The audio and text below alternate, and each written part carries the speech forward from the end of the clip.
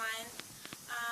I wanted to talk to you guys about a situation that happened in my life about a year ago, and it's something I've overcome, and I was pretty ashamed for a really long time to share it because I didn't want anyone to know that I've tried certain things or almost done certain things to myself to hurt myself, and only a few people know, and I think it's time that I at least share it with the world so that someone can overcome what I've overcome, because if I overcame it and my life was saved and changed, I would like to share it with somebody and let them know how I overcame it and everything.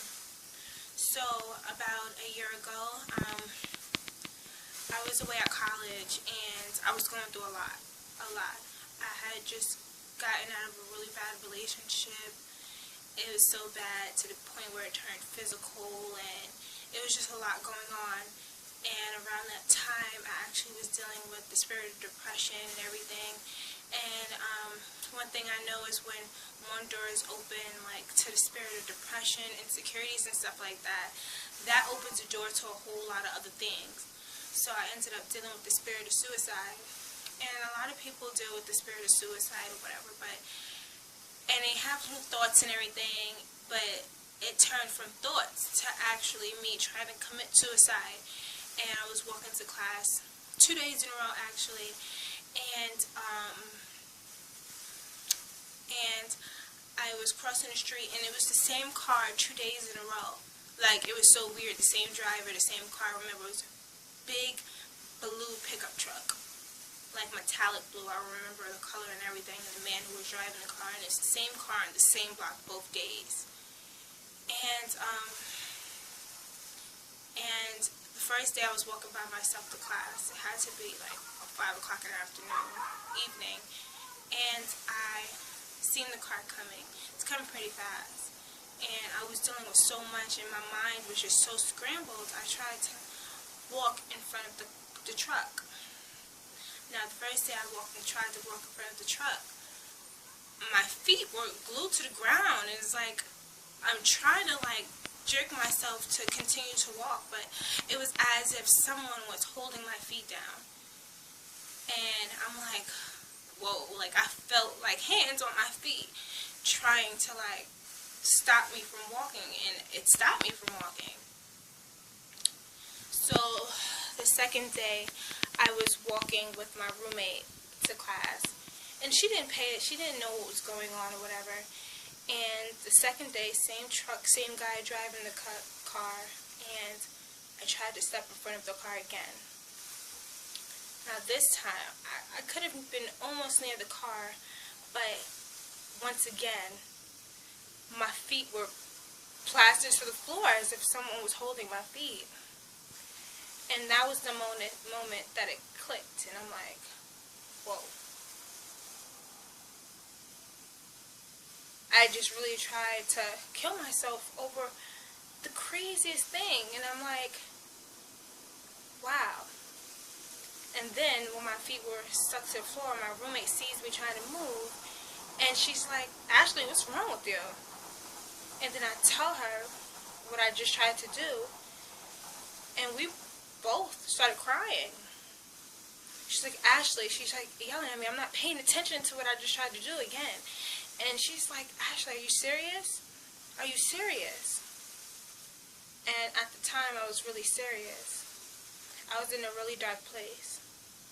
A really dark place. A really, really, really dark place. I would never even wish that on. I would never wish that on anyone, to be in the dark place that I was in.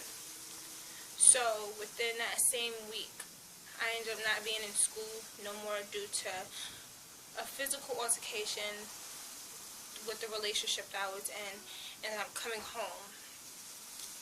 It took me so long, so long to come out of that dark place. Months. It took me a while to get back to who I was. It took me a long time. And at the time, even when I was home, I felt like I was alone. Even though I was around all of my church family and my best friend, my family and everything, my mom even noticed that something was just really different. And even though I was in church all the time and everything like that, I had just found myself in Christ and found myself in the beginning. I was a newbie and everything. And my mom is saying, Ashley, you need to get yourself together. And every time she would say that, it would make me angry. And I would not pay attention to what she meant. And even though I had left school, I was still in my dark place, in my bed, every day. Every day. And I ended up speaking to my best friend finally about what happened, me trying to commit suicide and everything, and she was like, wow, really, Ashley? And me and her had a really long conversation, and she was like, are you serious? And then she starts to laugh, and I'm listening like, why are you laughing? I tried to kill myself. And she was like, the devil is a liar. And it's not clicking. And me and her still having a conversation. She was like, Ashley, do you understand what happened to you?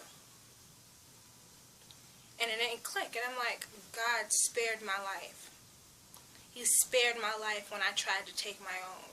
He could have let me step in front of that car.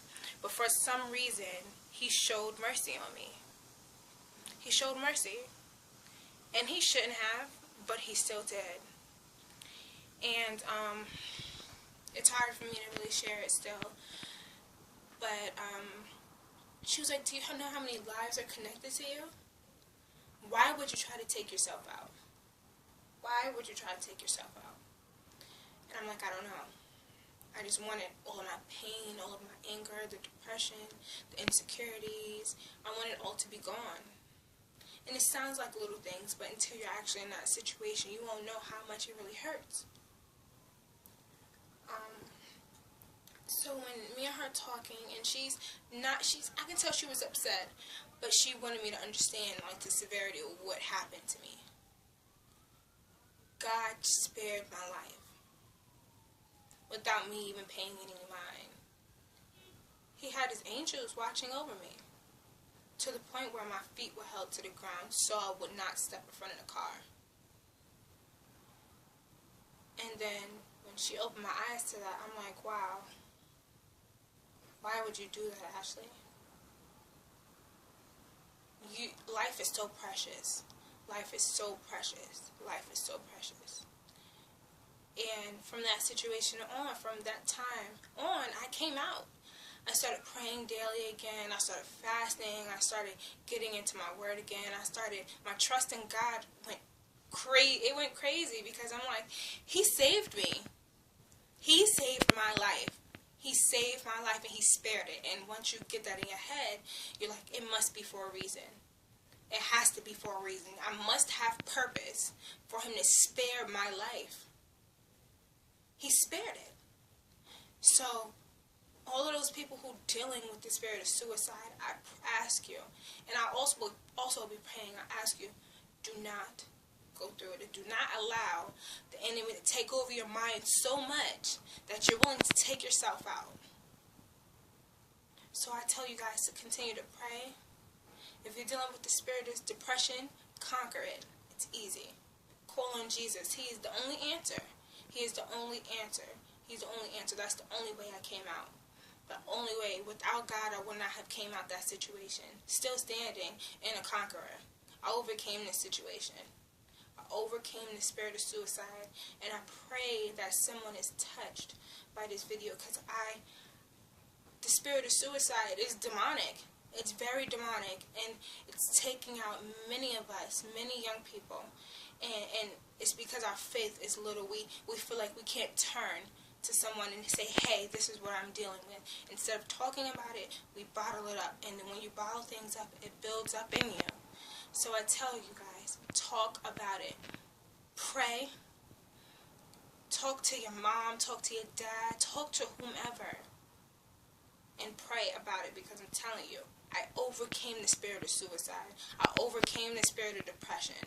I overcame it. If I'm an overcomer, you can definitely be an overcomer. You can overcome every situation, every obstacle, anything that's in life. You're made to overcome it. Do not kneel to the enemy because it seems easier.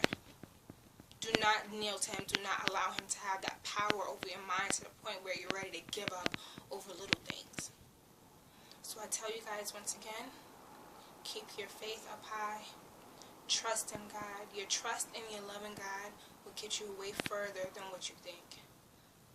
You have to have faith of a mustard seed, it says. Faith of a mustard seed. And those who know what a mustard seed looks like, it's very tiny. And that will take you further than anything. Faith. Keep the faith. Trust in loving God. And your life will be so much better. So I hope I helped somebody, and I hope I touched someone, and God bless.